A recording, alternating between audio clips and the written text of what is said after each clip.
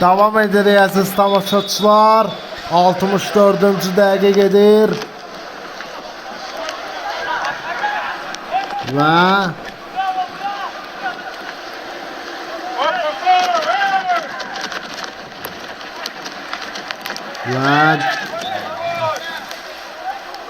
Cəfər Əlizadə yerindədir.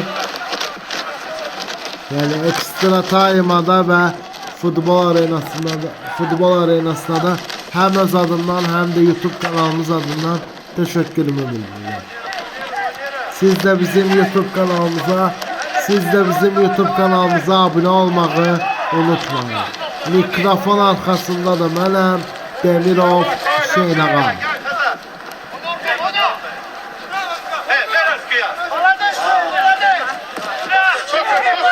Out Bakı Sporting'inde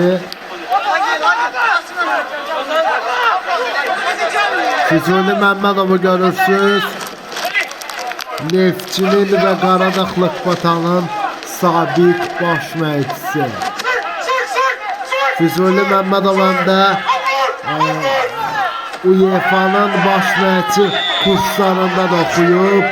Qayda pozulub.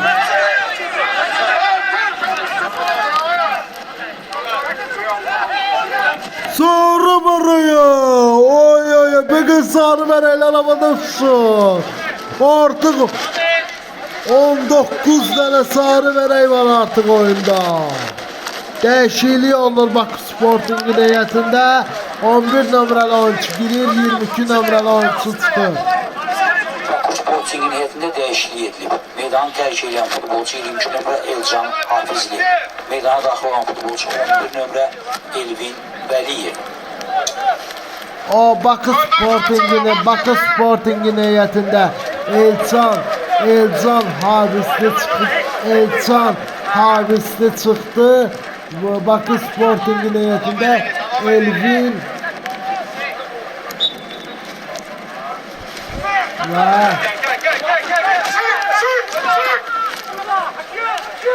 Elvin Babayev oyuna girdi.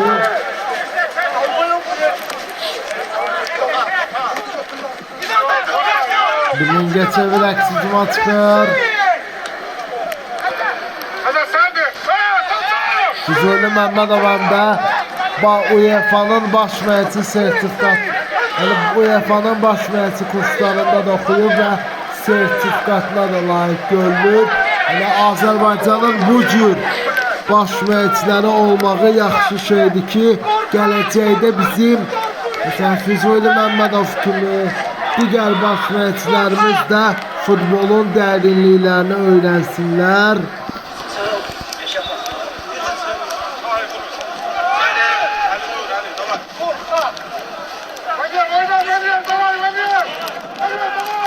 Pressing artıq oyunun sonlarıdır.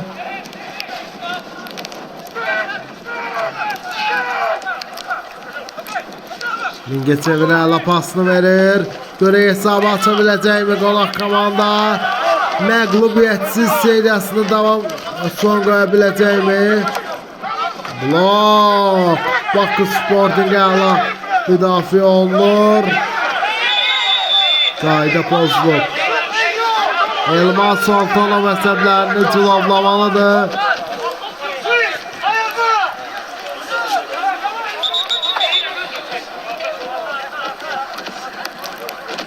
Out deyil. Qapıdan zərbə. Cəfər Əlizadə indi topu oyuna daxil eləyəcək. Elmas Sultanov da belə baxanda yəni yaxşı məşqçidir. Həm yəni onun Premier Liga klubunda işləyib və Səbail komandasında çalışıb 2015-2016 mövsümündə indi isə Bakı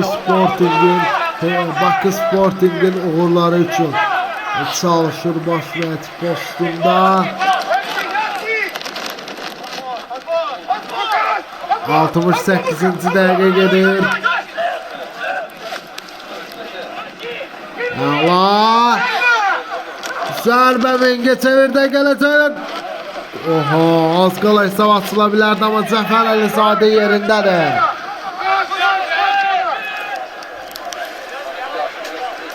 Artıq oyunun 4də 1 hissəsinə keçid alırıq.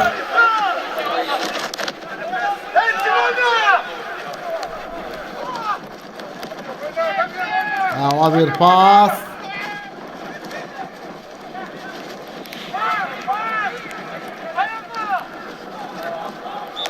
Qayda pozulub.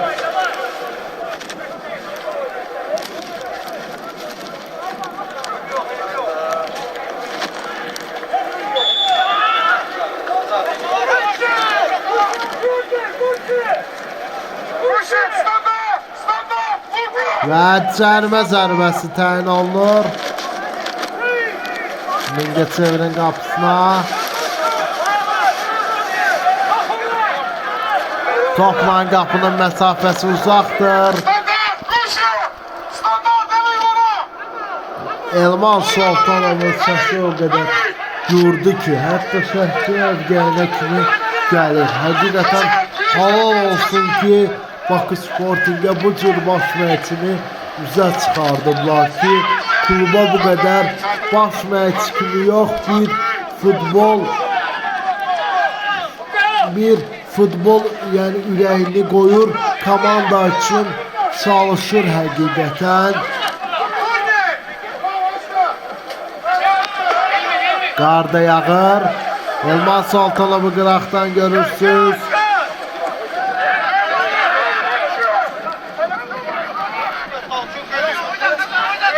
Füzuli Məmmədovu da görürsünüz artıq. Azarkeşlər də var, bir iki nəfər.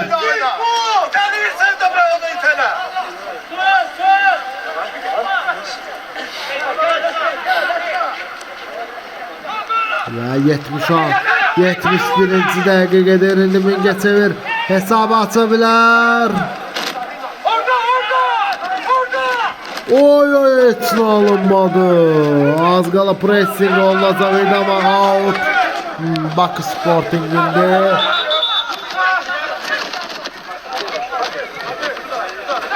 Elman Sultanovun hesabında bir qələbə, əgər bu oyunda qələbə qazansa ya da qələbə qazanmasa bir bərabərlik ola bilər.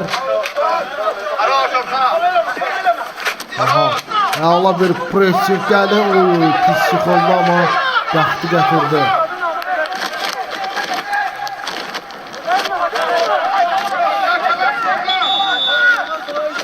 Yetmişinci dəqiqə gedir. Out.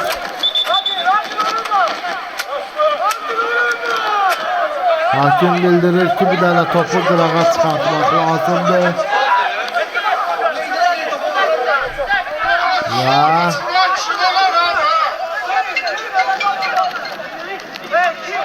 Və Füzuli Məmmədovu görürsünüz. Füzuli Məmmədov da çılğınlığıyla seçilir.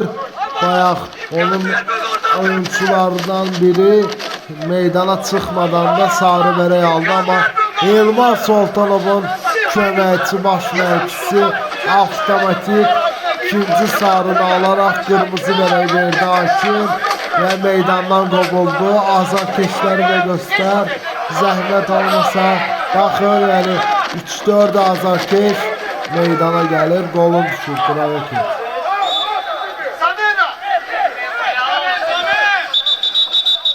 Yəni azarkeşlər də gəliblər.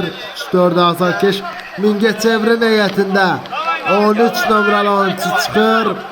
Mingəçevir komandasının heyətində dəyişiklik edilib. Meydanı tərk edən futbolçu 13 nömrə Fanin Akyan.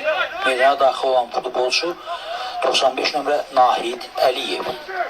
Mingəçevirin heyətində Fayin Akman çıxdı. Nihat Əliyev oyuna girdi. 13 nömrəli Fiyan Akman və 95 nömrəli oyuncu Nihat Əliyev meydana girdi. Artıq birinci hissə yekunlaşmanı, ikinci hissə yekunlaşmanı daha doğrusu hələ ki var, amma oyun o qədər sürətli gedir ki, mənim də dilim artıq topuq vurur, ona görə izləyicilərimizdən üzr istəyirəm və deyəsən növbəti sarı vərək olacaq. Mingəçevirin oyuncusu yerdə qalıb. həkimləri meydana dəvət edir. Yaxınlaşdırıb görək vəziyyət necədir.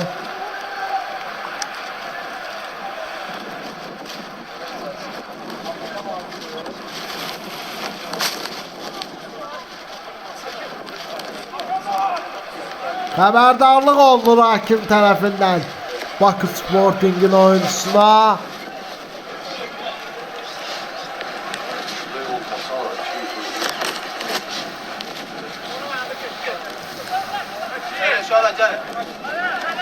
Xizəy, hakim Xizəy yəni tələb eləyir yəni meydana.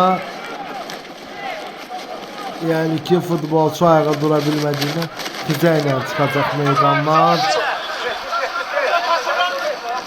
Görək.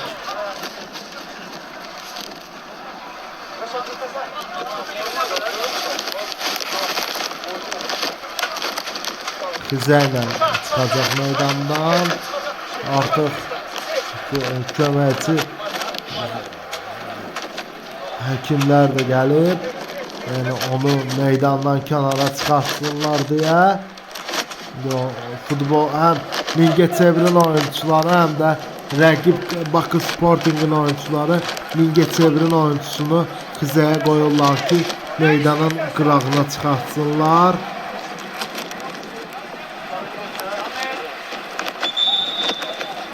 Dəyişiklik olur Mingəçevirin heyətində, deyəsən daha bir dəyişiklik. 17 nömrəli oyuncu, 77 nömrəli oyuncu girir, 3 nömrəli oyuncu Mingəçevir komandasının heyətində dəyişiklik edilib. Meydanı tərk edən futbolçu 3 nömrə Raul Məmmədov, meydana daxil olan futbolçu 77 nömrə Rəşad Əliyev. Raul Məmmədov çıxdı, Rəşad Əhmədov oyuna girdi.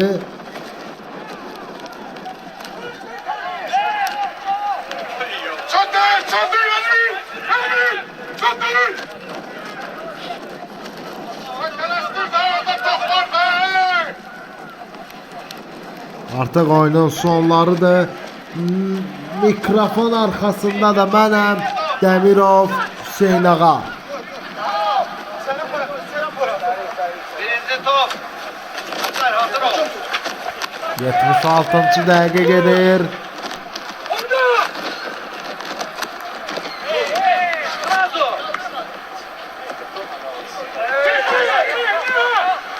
Və oho, riskli hərəkətlər Mingəçevirdən gəldi. Bakı Sporting hesabı atabilir burada. Top qırağa keçdi. Allah. Korner alacaq deyəsən. Ya da qapıdan zərbə. Füzuli Məmmədovu görürsünüz.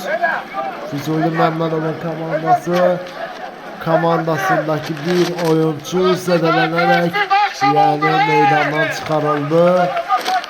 Allah ona da şəfa versin. Heç bir nə Bakı Sporting'in oyuncuları, nə digər komandaların oyuncuları yəni zədələnməsinlər. Bu təbii ki, mövsüm başlayanda zədədə olur, normal performans da olur. Yəni bunlardan qaçılmazdır hər şey. Yəni, heç kim bunlardan sığortalanmır. Yəni, out Bakı Sporting'indir. Belə olur. Yəni, heç kim sığortalanmır ki, yəni, mövsüm başlayanda mən zədələnməyəcəm, mən normal olmayacam. Təbii ki, biz hər bir futbolçunun istəyərdik. Bakı Sporting olsun, Mingəçevir olsun, Qaradağ Vətən olsun, digər komandalar olsun. Onların oyuncuları da istəyirik ki, zədələnsinlər. Amma bu təbii haldır ki, bundan yəni heç kim sığortalanmır ki, bu oyunda sən zədələnməyə bilərsən, zədələnə bilərsən. Təbii ki, hər şey Allah'ın əlindədir ki. Gol! Mingəçevir hesabı atır. Oyunun 78-ci dəqiqəsində Füzuli Məmmədov hesabı atır. Füzuli Məmmədovun komandası.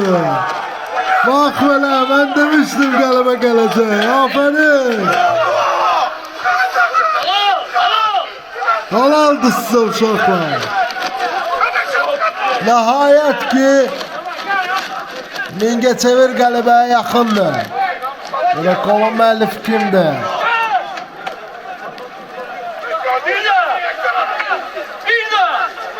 Oyunun 79-cu dəqiqəsi başlayır. 78-ci dəqiqədə hesab 1-0 oldu. Oh be! Mingəçevir komandasının heyətində belirlenen futbolçu 7 nömrə Agil Nəsibov. 0-1. Qolun müəllifi Agil Nəsibov. Agil Nəsibov 1-0. Atbakı Sporting'inde artıq oyun 9 dəqiqədən sonra bitəcək. Yəni heç bir komandalar sığortalana bilməz ki, mənim sözüm yarımçıq qalmışdı. Yəni heç bir komanda sığortalana bilməz ki, yəni oyuncular bu oyunda zədələnməyə bilər, zədələnə bilər. Təbii ki, hər şey Allahın əlindədir, amma ihtimal edirik ki, mövsümün sonunda heç bir oyuncu zədələnməsin. Bakı Sporting'in heyətində dəyişiklik. Bakı Sporting'in heyətində dəyişiklik edilib. Meydanı tərk edən futbolçu 17 nömrə Orxan Fərəcov. Meydana daxil olan futbolçu 18 nömrə İlham Allahverdiyev. Orxan Fərəcov çıxdı, Niyam Allahverdiyev oyuna girdi.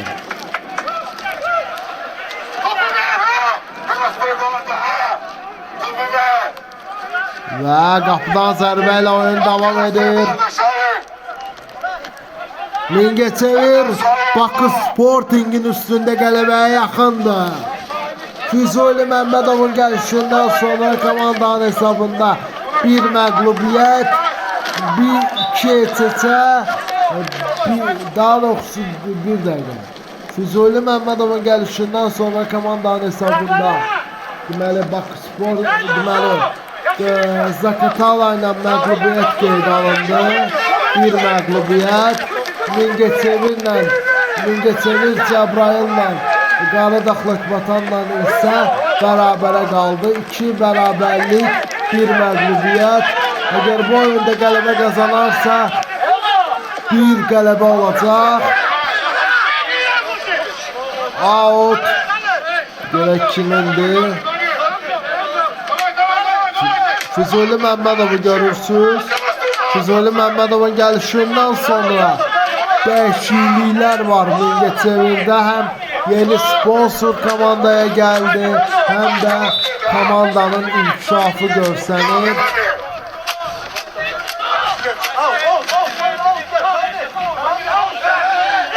Və yerdə qalan oyuncu var, Qolvuçin. Qolvuçin. Qolvuçin.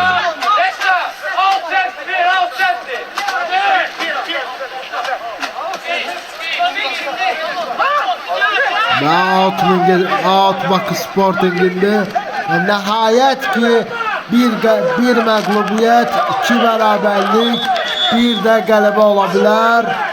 Mingəçevirin heyətində daha bir dəyişiklik, 5 nömrəli oyuncu çıxır, 17 nömrəli oyuncu girir. Mingəçevir komandasının heyətində dəyişiklik edilir. Meydanı tərk edən futbolçu 5 nömrə Abdullah Osman. Meydana daxil olan futbolçu 17 nömrə Ali Fərmatov.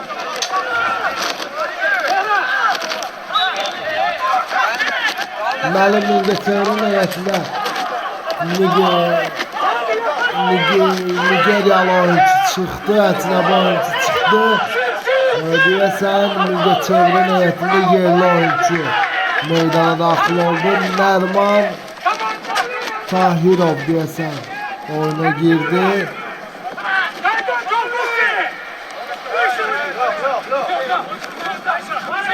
Yəni Bakı Sporting hesabı bərabərləşdirmək üçün əlindən gələn eləyir və out Bakı Sporting'indir ya da Mingəçevirindir.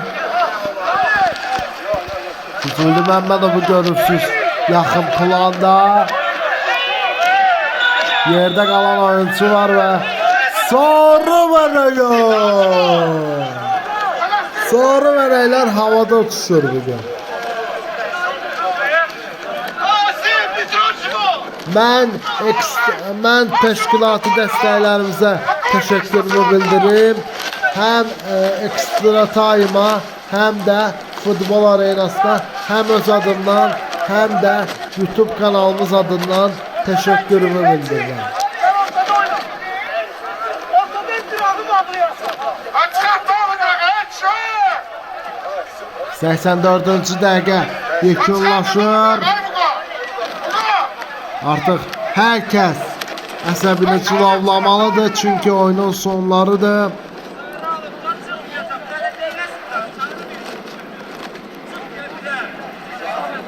Qar da yağır. Baş məşqçiləri də sizə təqdim edeyim deməli. Yerdə qalan oyuncu ayağa durur.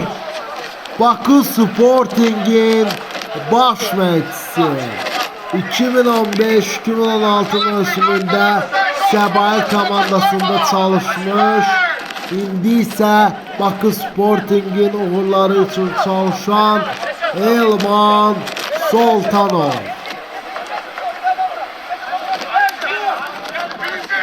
Mingəçevir komandasının baş məşqçisi isə Neftçinin və Qaradağ Lokbatanın sabit baş məşqçisi Füzuli Məmmədov.